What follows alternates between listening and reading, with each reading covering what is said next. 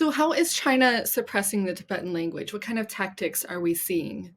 So regarding the oppression on the Tibetan languages, I think Tibetan they basically being oppressed in all spectrum. I would say like from their culture, from the religions, and also like language is one of the very important aspects. So it is actually oppressing from the very beginning, from the education level.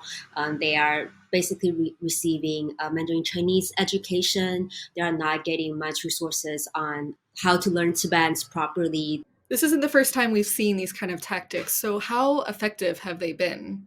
Very successful, I would say. The PRC government they announced that they're going to implement the so-called bilingual education to all these ethnic minority areas around the country. It sounds like a good policy that they're going to protect their language and so far so forth. However, it is actually used to implement further Mandarin Chinese education to these communities because there was only the mother tongue education at the beginning. They only use Tibetans, they only use Uyghurs or Mongolians to educate their kids, while like Mandarin Chinese as like a second language. But now they have to use both, and you can just play around the percentage, right?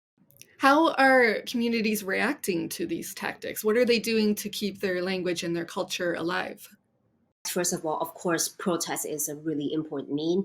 Not only people inside these area protest against the authority, their diaspora also protest and do advocacies around the world. And another thing, which is more cultural, more less, like movement wise, it's they're having some weekly activity called Lakar.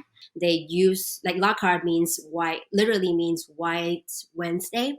So there's just like a lot of culture things inside it, but they basically use every Wednesday to glorify their own cultures and languages. So if you are a Tibetan inside Tibet, you would only try to speak as much Tibetan as possible on Wednesday.